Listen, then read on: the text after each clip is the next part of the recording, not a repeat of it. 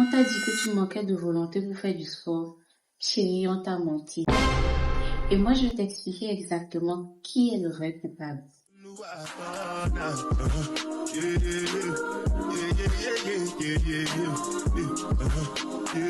Bon, on va avoir une conversation sérieuse. Enfin, sérieuse à ma façon. Ce sera avec des rires et de la vérité. Et il y aura un moment où tu vas te dire, mais pourquoi personne ne m'a dit ça? Voilà le contexte. Depuis combien de temps on te dit la même chose? Fais du sport sinon tu seras malade. Fais du sport sinon tu le regretteras. Fais du sport sinon dans 10 ans. Dans 10 ans quoi? Oui, vas-y, finis ta phrase. Dans 10 ans quoi? Et toi, en écoutant ça, tu hochais la tête en disant, oui, tu as raison. Et 2 jours plus tard, tu te vois avaché dans le fauteuil avec une grosse assiette de riz. Oui, je ne te juge pas. Et souvent après cette conversation, tu te disais quoi? Je suis nulle. J'ai pas de volonté. Les autres y arrivent, pas moi.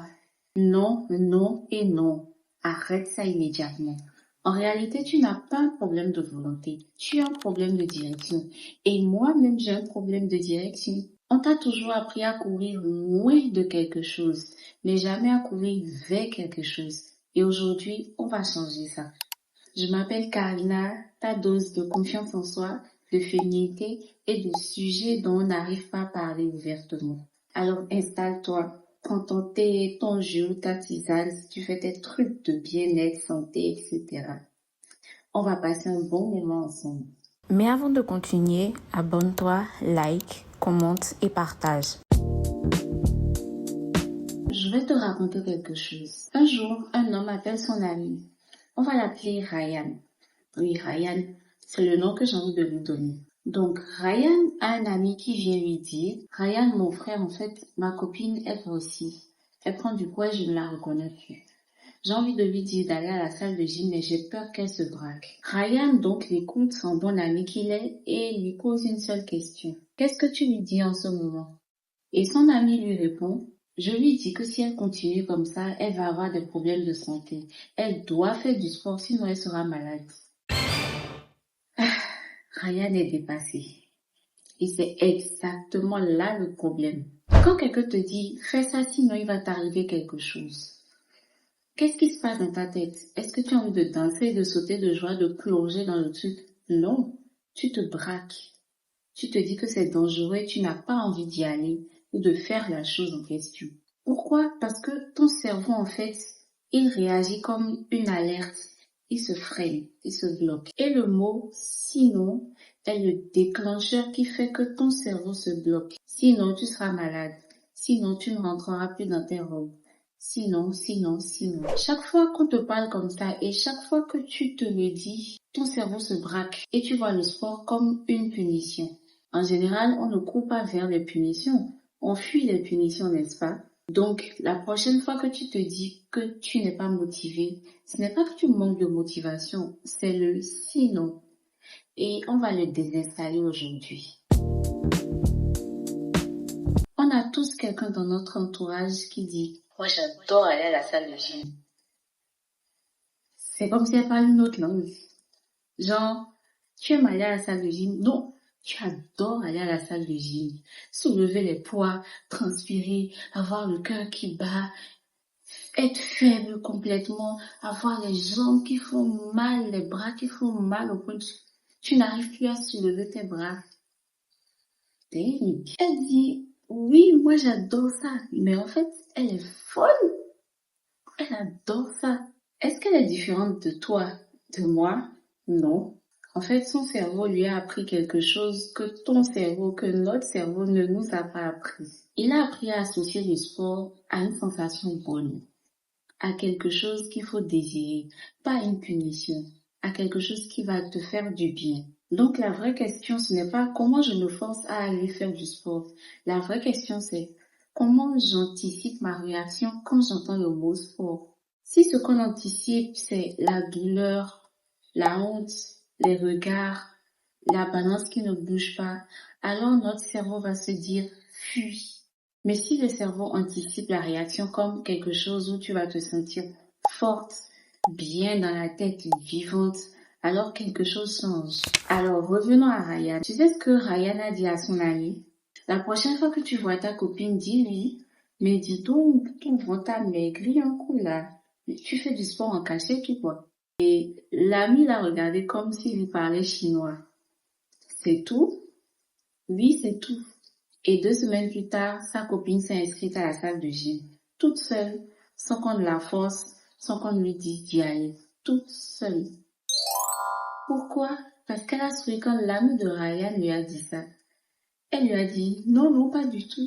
Et quelques minutes après, elle est restée devant le miroir à regarder son ventre, l'observer sous toutes les formes et quelque chose s'est allumé dans sa tête.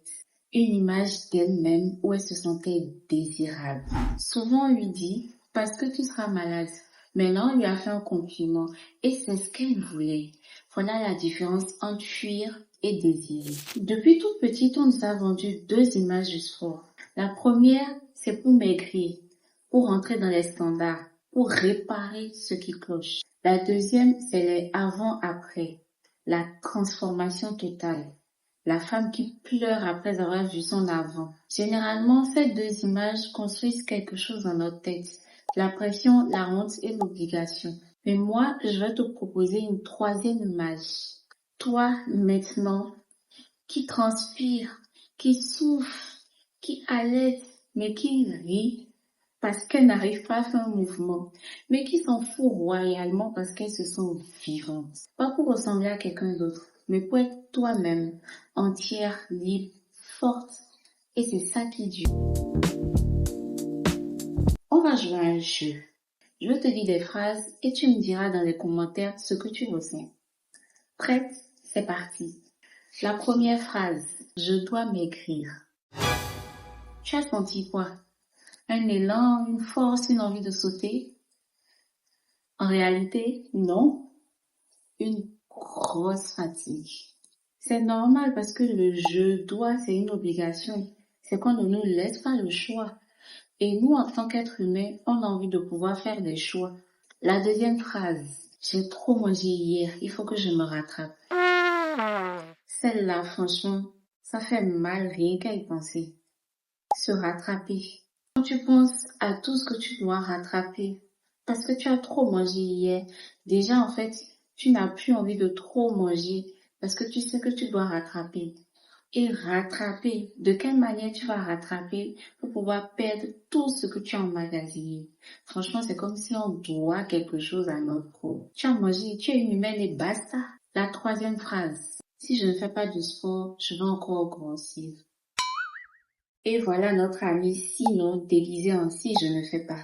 Même énergie, même résultat. Ton cerveau se met en mode danger et se bloque parce qu'il se dit qu'il doit survivre.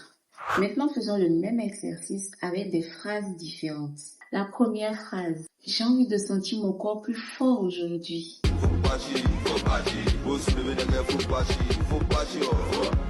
Tu vois la différence? C'est toi qui choisis, c'est toi qui veux. Personne ne te force.